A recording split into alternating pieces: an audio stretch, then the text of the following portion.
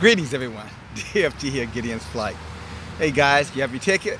You don't have one? No problem. Just hit the subscription button below. Come on in. Come on in, even if you don't hit the subscription button, guys. You're always welcome to join me, okay? Hey guys, I just want to take a couple of minutes and talk to you guys about something that that's on my mind heavily, and it's on my mind because I know it's there for a reason. It's there for me to share it. And this message is really to, I'm going to say to women, but also to the men who are responsible for protecting and providing, for the women in your lives, okay?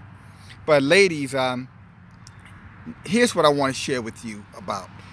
Most of you guys are the primary individuals who are the keepers of all the things that are genuinely important to the well-being of the household. I'm talking about everything from keeping, the business of the house in order. You know what I'm saying?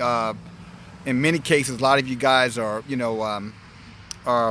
either single or you are working along with, your mate, your spouse, etc., providing, for the home. And if you have kids, of course, you're the first teacher, and the nurturer of those children. And this is why I direct this message to you. And this message is related to, are you prepared for the coming crisis that's coming? Quite frankly, I would tell you, are you already ready for the crisis that's here? If you've been following the stock market, you see what's going on with the volatility of that market, fluctuating up and down. And so understanding that, any money that you might have in the stock market itself is very, very vulnerable. But even beyond that, your savings, the resources that you have in the banks, is that resource in the right place right now? And what do I mean, is it in the right place right now if it's in the bank? The money in the bank, guys, it's fine to have it if everything is well inside of your home. In other words, you have provisions inside of your home, you have resources inside of your home in case of what they would call a shit hit the fan situation. In other words, something that happens totally unexpected, catches everyone off guard. Do you have resources in your home? Or are your resources sitting in a bank account somewhere waiting, for you to go and get it if you need it? What I'm saying to you right now, and men, I hope you're listening in on this conversation as well. Let me give you an example here. Look at my hand. Can you see my hand? Okay, if you can see my hand, if you see there's a bench under me. See if I can put it over there. Maybe the table will work better. Okay, you see this table? If you have that much money in the bank, but the price of food is this much money, how much is this much money in the bank going to do you? You get my point? Get my drift? It's not going to do you any good because of inflation, and not only because of not inflation, but it's not going to do you any good sitting in the bank if you don't have enough resources at home. That was the comparison that I'm trying to make here. And in many, many cases, most of us have probably maximum, 3 or 4 days worth of food at home. And if a crisis was to happen, what happens in your household, ladies, is what I'm asking you. What happens? What happens if you're in your household? I know many of you guys say, well, I can always go get my money from the bank, but what if if there's a run on the bank, or if the ATM machines and banks are closed because of that crisis? And by the way, if you did have to run to the bank, or if you did have the money sitting at home, let's just say you don't have it in the bank, you got it stored in a safe place at home. Our direction in our history book, all right, tells us not to stir up our money, because it tells us stirring up the money only creates a situation where a thief or someone can break in and steal it. Now, they're not necessarily talking about somebody breaking in your home. What they're telling you is that that's not the best place, that's not the best uses of your money, just to store it away. Take your money and use your money for provision. Your money is there to allow you to be able to survive, not only day to day, but also in a crisis. So here, let me bring this thing all the way back, and I'm sorry if I got a little broad there. What it's simply saying to us is that in a crisis, You want to make sure that you're already prepared. Your household is prepared. You have canned goods in your home. You have rice in your home. You have water in your home, for examples, okay? And I know a lot of people say, well, I can always run to the store. The average Kroger store, guys, has enough food to last 2 days. 2 days. That's the maximum amount of food you're gonna find in your average supermarket. Enough to last 2 days.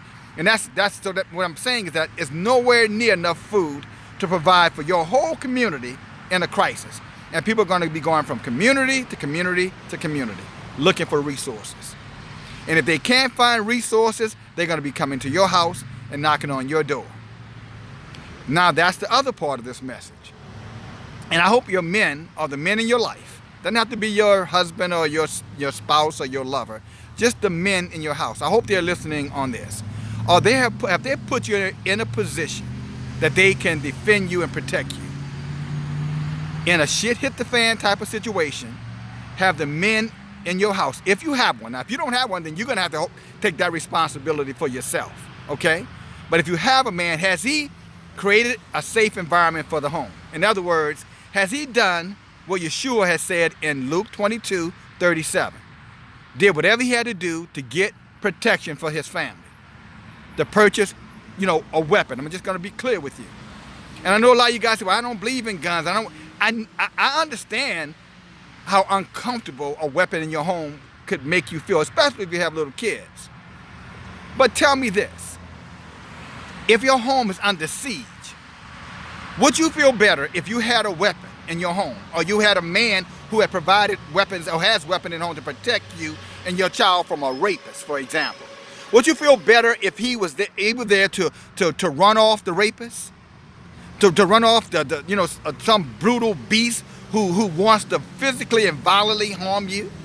Would you feel better then if there was a weapon in the home, whether you have a man there or not? Or would you just rather be victimized? And guys, we live in a time that, as brutal and as vicious as it would be for someone to attack you violently, rape you, we live in a society that's not where they're gonna stop. And if there's more than one, you're talking about a situation where you're gonna get abused one after another. And a lot of you guys might say, well, why are you bringing up this scare tactic stuff? Guys, look, I was watching a documentary on World War II not long ago, and it was talking about when Russia had gone into Germany, and this was at the end of the war. And all of these German women were left unprotected because most of their men were dead, and the few who were left, they had been taken into prison war camps. These Russian men went in there and they raped every single female they can find, from the 8-year-olds up to the 80-year-olds. And they they chain raped them. Some of them they raped to death. Now, I know you don't like hearing this. I don't like saying this, but I would be irresponsible, and I surely could not love you as my kind, my people. This is for anyone. But if you're a Hebrew Israelite, trust me, you're going to be a target.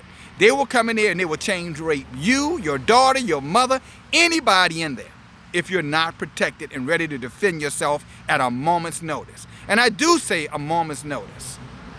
When you look at all the turmoil that's going on around this world right now, guys, it is totally irresponsible not to have provisions in your home and not to be able to protect your family. That is totally being irresponsible. There is no excuse for that. That is unacceptable behavior. That's why I'm warning you. Look at the economy. Look at what's going on, again, the stock market, inflation. Let me read something to you. This is in the last days, our history book says this is something that you can expect to happen. Now watch this, guys. This is our history book, as you know. And this is the book of Revelations, chapter 6. And I want you to read it. I always say validate. If you don't believe me, check. China, for example, just raised the tariff on $75 billion of goods that's going to be coming to. So inflation is going to go up, guys, this fall. You got the situation with the floods that have happened all over the country. Crops that did not come in, that's not going to come in. You're going to feel this at the supermarkets. If you can get anything at the supermarkets, that's what I mean by you're going to feel it. And if you can buy something, this is what Revelation says 6. It says, and when he had opened up the third seal, it's talking, don't worry about that. He said, I heard the third beast say, remember how we talked about the beast, man, systems?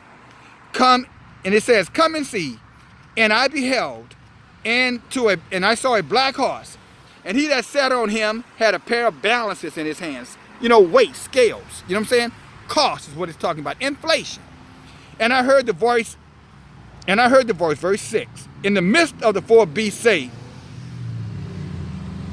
a loaf of bread for $1. For a day's wage. And a bowl of wheat for a day's wage. Now you're going to see it's going to say wheat, it's going to say barley, and it's going to say a penny. But a penny then was considered a day's wage. And so in other words, it's projecting out now. And so it's telling you inflation is going to be so high, it's going and you're going to see this coming in the very foreseeable future. It's going to be so expensive to get food. That's why I'm saying your money in the bank is not going to do you any good, guys, if you need food right now, right then. And it's telling you a loaf of bread for a whole day's wages. Barley, that's grain, a bowl of it for a whole day's wages. Some of you guys don't even have that kind of savings. I'm talking about the money you make in a day have saved in the bank. I would like to believe and hope that you would.